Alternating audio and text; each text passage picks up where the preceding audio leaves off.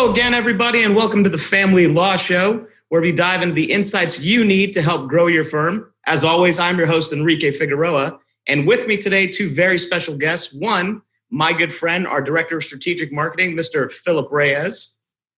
He is also our resident beer aficionado and studying to be a Cicerone, I believe, that's the, what is that, Phil? That's the sommelier of beer? That's right. Is that really a thing? It's very much a thing. Oh, wow. Yeah. He's also very tan. You forgot to Phil.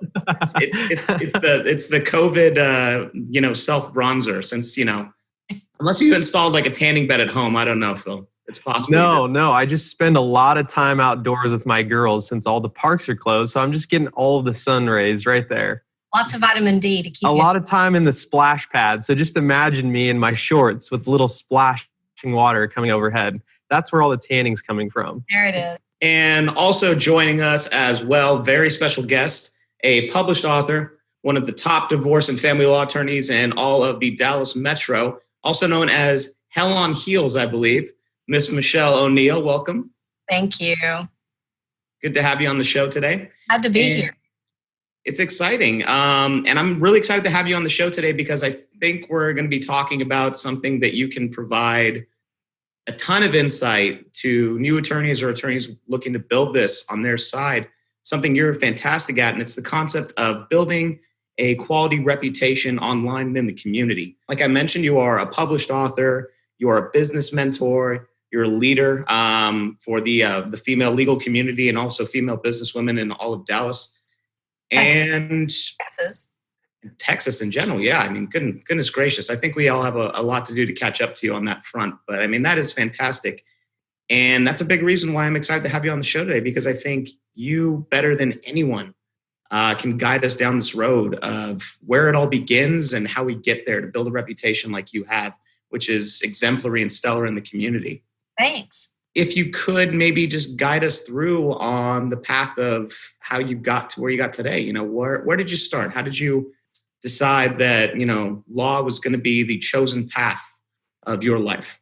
Well, for me, family law kind of chose me. I was raised by a very entrepreneurial father and a very independent-minded mother.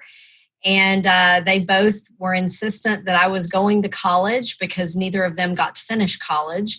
So it was just kind of always understood that they wanted me to be a lawyer. They wanted me to go to law school. I remember when I was about 10 years old, my daddy sat me down on the ottoman of his chair, and he said, a woman with a law degree doesn't have to depend on a man. And so he really, wanted me to go to law school, wanted me to have that professional education so that I could be independent. So that was just kind of an understood thing all my life that I would go to law school. And then, I did. I don't know that I started law school thinking I'm going to divorce people for a living, but it is one of the last great areas of litigation, actually, especially in Texas. There's some things about family law that make it unique in Texas. So whenever I got out of law school, I was 23 years old. I was a baby. Went through undergrad and law school in 5 years. And when I got out of law school, there weren't a lot of jobs available, especially for very young-looking women lawyers. And so I hung out my own shingle. The day I got licensed, I found out I was licensed. I signed a lease on a little 10 by 10 room. It was before we had such things as executive suites, but it was kind of the precursor to that. I bought a computer and I signed up on the criminal court appointed list and just kind of went, okay, I'm a lawyer, here I am. And so, I just kind of took off from there. As it turned out, I did criminal and juvenile crime court appointments for a while, but then the thing that would pay me money, that would pay me cash money is family law. I remember the first time a client came in on a Friday afternoon and brought 3 crisp $100 bills with a family law problem, and I knew the answer to the question. I knew what to do about it. And so that was kind of my very first foray into family law. And that's an interesting point I want to kind of delve into a little bit more. Something I'm always curious about. when that first client comes in, if you can remember it, what was that feeling like? Is that like a lot of anxiety? Is it a lot of excitement, fear, everything kind of rolled into one? Like, is there a bit of does the client kind of know that you're new to this and you're both kind of taking a bit of a leap of faith? Well, I'm sure I looked so young that there wasn't a doubt that I was new to it. Recalling that feeling, I'm sure I probably should have been scared, but my mama raised me to believe that fear is a useless emotion. So I just kind of plowed forward with it. And especially since I knew the answer to the question, that was the exciting part for me, because there were so many things that I didn't know, and I knew I didn't know. But that thing, it was a child support question. I knew what to do about it. I knew I could write a letter or two and get it resolved for this guy. So it was pretty exciting to me. This idea of reputation and building your brand, I feel like generally speaking, it may have been just a bit tougher. Back when it was word of mouth, brick and mortar, you had to really pound the pavement, so to speak, and get the name out there and get the word out there. So, how did you start building up steam before the dawn of, websites and digital marketing? I mean, you're right. It was much more challenging. I don't know that we knew at the time it was challenging, though. I mean, it just was what it was. You had to add in the yellow pages, and you relied on word of mouth and hopefully referrals from people that knew you. But it was very challenging. I started out my career in Belton, Texas, which was my hometown, and did that for about 5 years. And then I moved to the big city and went to work for a law firm. And so I kind of had the experience of building a firm, building a reputation in the small town where I was from. So I knew some people. And court-appointed, work was kind of paying the bills until I got enough family law to kind of flip that switch. But then moving to the big city, the game is completely different in the big city versus the small town when it was a word-of-mouth marketing situation. It's completely different rules and different ballgame here before digital marketing came around. So, kind of roughly ballparking it, about how many years was it building up that word of mouth reputation before we started coming along the lines where Scorpion came in for you? Well, I started my blog in 2008. Scorpion didn't come along until, what's it been, 2012 or so? I don't 2011, know. I think. Okay. I think it's 2011. I knew Phil would know the answer to that. So I've been a Scorpion client a long time. Yeah. I think I was like the first. At least I'm going to go with, I was the first. I actually do think I was the first Texas client. But I'm going to go with I'm number one. So if anybody has a question about that, they can call me. I'm not going to disagree with you. Like you said, I'm not going to disagree with you on that. Yeah. But anyway, so I started my blog in 2008 during the recession, whenever the big recession was happening. There were a lot of lawyers that were really just sucking wind. They didn't have any business and things were slow and people weren't paying their bills. And I saw it personally as an opportunity. I went to a conference and kind of learned about some ideas of how to do some things digitally and digital marketing. And I met with the guys that started the legal blog and kind of started learning about it. And it was an opportunity to me when I very first started my blog to put myself out there as a thought leader. That's what we call it now. I don't know at the time we called it that, but I put myself out there as being knowledgeable about my topic in a way that people could see me without having to go through some other source, so that I could speak directly to my potential client. And so, little did we know at the time in 2008, blogging completely changed the game for a lot of people that weren't able to make strides in the traditional kind of good old boy networking, word of mouth situation. And so I really saw 2008 as an opportunity where everybody else was kind of wondering what to do to get a case in the door. I just started blogging I've got free time here. I'll write another blog post. I like that. And to kind of to bring this in, because I think your situation was unique when you came to Scorpion, because honestly, and I think this is where Phil's going to jump in and shine some light on this, is when you came to Scorpion, you helped us, of course, understand and learn your business, but you were unique in the sense that we have a lot of clients come to us and they're like, I need to build up this reputation. I need to build up my brand. And you came to us and you said, look, I have everything I need in that regard. I just need these few things here and there, and I'm going to teach you just as much as you're going to teach me in this regard.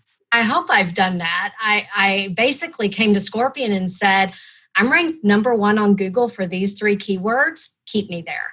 I mean, and as as algorithms change and penguins and pandas come along, and all of that happens, I mean, that becomes more and more difficult. And as more people have kind of gotten into the SEO and SEM market, that's also made it more difficult and more competitive. At the time I was doing it, there wasn't a whole lot of people doing it, and so I came to you guys switching from one of the other large companies, and kind of said, I'm not happy with X, Y, and Z. Can y'all keep the boat afloat and keep me where I'm at without going down? I think that, when Michelle and I first started working together, she was definitely doing really well. Not only just organically, but reputation, how people knew her, not only online, but offline.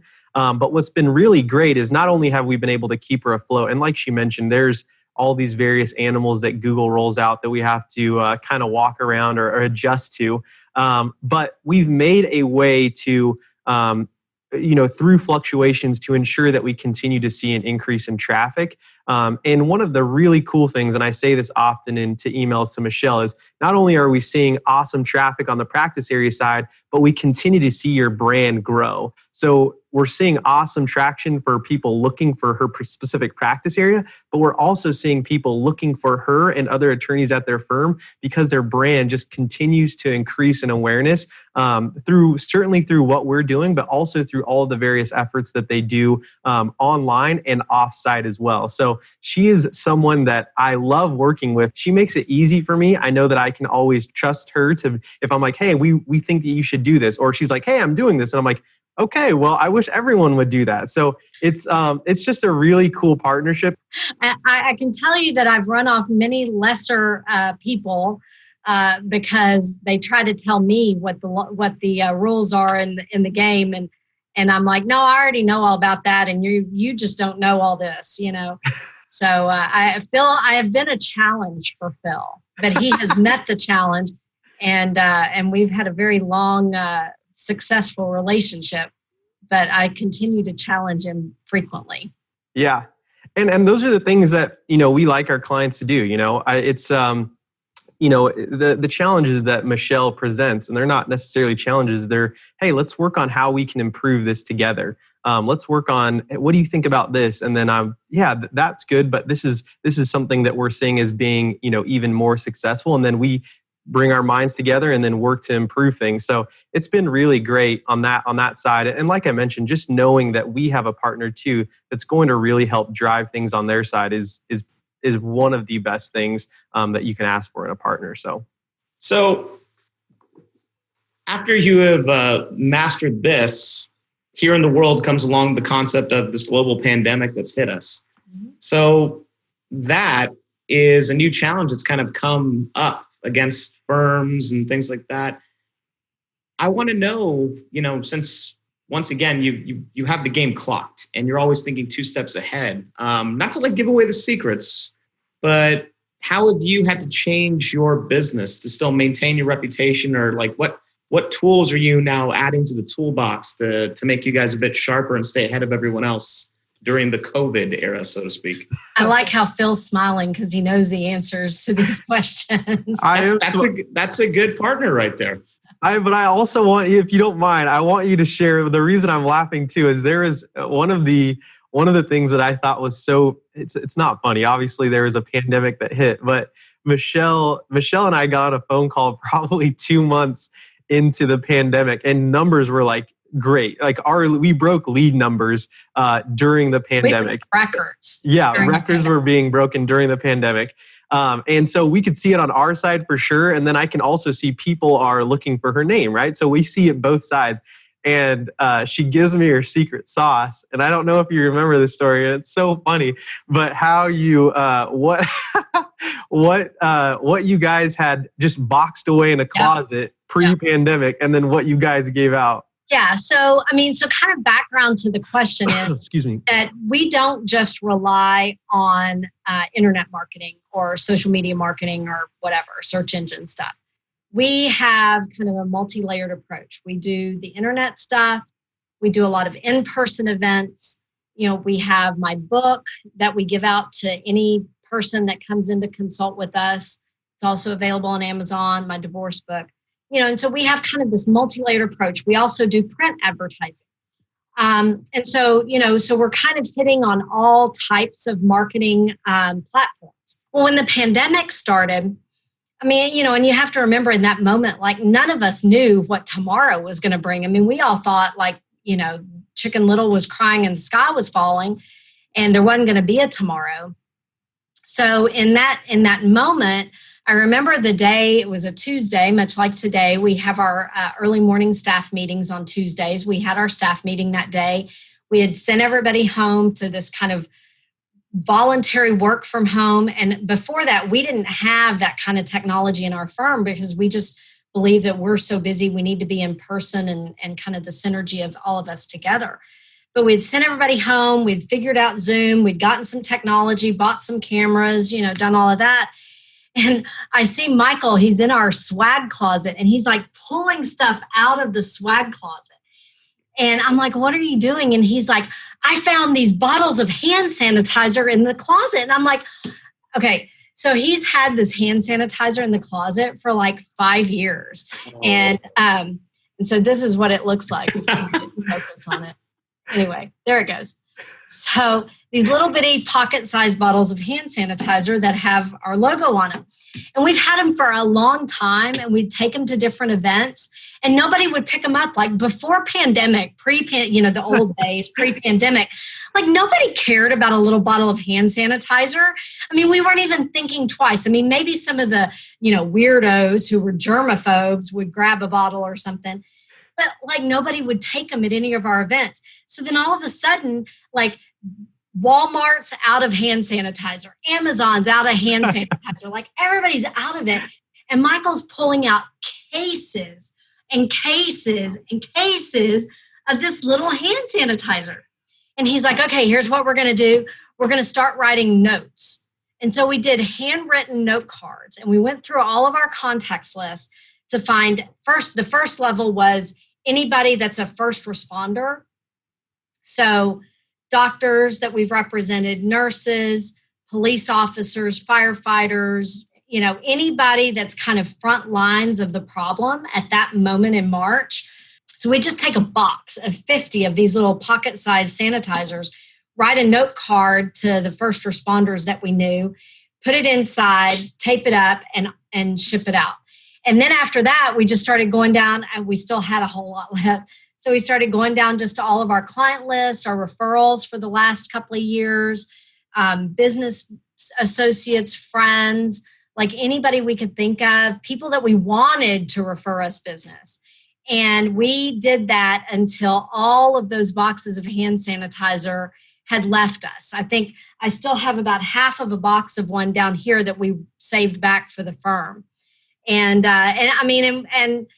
to say it was a hit is probably disrespectful to the moment, but it was something that people needed in the moment, and it was liquid gold as far as anybody was concerned because we couldn't get it at a store, and we were able to send that out in a meaningful way and provide that to people, so that we became memorable for it. We still have people that post to us on Facebook or whatever, about our little pocket-sized hand sanitizers. And that's genius with the hand sanitizer. And what are the odds that you just happen to have that? I mean, that's I mean, my partner, I have to give him the credit for it because he was genius before we knew it was genius. I mean, I thought all along, this is the dumbest swag we've ever spent money on. Like nobody cares about some hand sanitizer. And like in my head, I was just, poo-pooing it for the whole time that we had it. And then all of a sudden, he's a genius. All right. So kind of like bringing it home here, guys, because we're running out of time a little bit here. A question I've been asking my colleagues and something I think we can kind of segue into to what you do here, Michelle, is what kind of wisdom or knowledge would you impart on someone who unfortunately has started out in this world of COVID? Like, what could they learn from what's going on? What positives could they take from COVID? Or like, where should they even look to begin if they're really starting or looking to get where you've gone, becoming a new lawyer in the age of COVID? I mean, hey, look, we all, go through times that are better and then times that are worse. And, your mettle gets challenged whenever you go through the worst times. So, COVID is just another one of those roadblocks in the way of success, and you can't let that stand in your way. Whenever I first kind of started down the road of search engine optimization and marketing on the internet, we were in a recession then too. And so I just used that experience, that situation as an opportunity to pivot and keep plugging away at it. And this time is no different. People that are starting out right now have opportunities and advantages that I didn't have whenever I was starting out. What I tell my young lawyers here is I tell them to figure out what it is, not just family law as a broad topic, but like what it is that they want to be known for. I have one of my lawyers here that is a specialist and has become established as a specialist in LGBT family law. And we've only been doing that with her for about 2 years. And it's amazing what we've been able to do. And so I just encourage people to figure out what it is that they want to be known for. Maybe it's jurisdictional law. Maybe it's custody law. I encouraged one of my lawyers the other day to start learning about parental alienation because we see that a lot in custody cases. So, in whatever area of law you're in, there's not just the broad umbrella area of law. There's all sorts of little niches. And find your specialty. Find what it is that you want to be known for, and then just start talking about it. It's okay to give away your knowledge on Facebook or on your blog because people are not going to want to do it themselves. Like they're not going to read your blog and say, oh, I've learned everything that I need to know about that, so I'm going to go do it myself. Those people, if they're going to do it themselves, that's what they're going to do. And there's not really a loss of business that you're suffering. What you do by putting that knowledge out there for the public to see and for those potential clients to see is that you establish yourself as the thought leader. So whatever that is in your little teeny tiny area of law practice, just decide what it is and get in that little space right now and start telling people. Maybe you're learning as you go along. Like maybe you learned something this morning that you blog about this afternoon. Well, 2 things have happened there. Number 1, you've learned something. And number 2, you've shared that knowledge with other people so they see that you've learned it. And, and that's what establishes you as a young lawyer, as a thought leader, and helps your network, your friends, your people out there, or even just the general public that Googles you. That helps them, know that you know what you're doing. I always encourage our young lawyers on Facebook or other social media, but really from my practice area, our potential clients are on Facebook. There are other practice areas that are LinkedIn or Twitter or whatever, but our practice area is more on Facebook. And I tell my young lawyers, like they have this mindset that like Facebook is for their personal life. And I'm like, everything is personal at this point. Do you want to pay your rent? That's pretty dang personal. So, get out there and make your social media all about paying your rent. How do you pay your rent? You pay your rent by bringing a client in the door, And so if you're not bringing a client in the door, then you're relying on me to bring a client in the door. And I'm out there telling people that I know stuff about what they have questions about. Is my girlfriend going to be able to sue me for my retirement account? No. Is your wife going to be able to sue you? Yes. Yeah. So, get out there and tell people that you know stuff so that when they encounter the dude at the gym who's unhappy in his marriage and needs a referral to a divorce lawyer, you're the one they think of. Awesome. Like, goodness gracious. Okay. Well, I mean, I, for one, don't think that it gets much better than that. And Michelle, thank you so much for being on the show today. You have been an absolute joy, a wealth of knowledge. And I mean, I feel inspired for the day. I feel inspired to be better in my professional life for sure.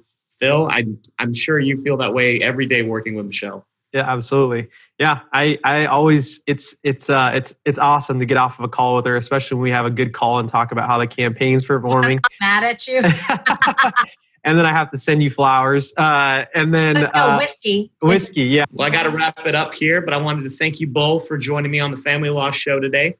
And if you were tuning in for the first time and you found some really good pearls here that you want to share with your friends, your family, your business partners, what have you, be sure to go to scorpion.co.com. I know you're going to think that, but it's .co. And share the video with anyone you think could benefit from this. And be sure to tune in next time to the Scorpion Family Law Show. And we love having you. Take care, everybody. Have a good day.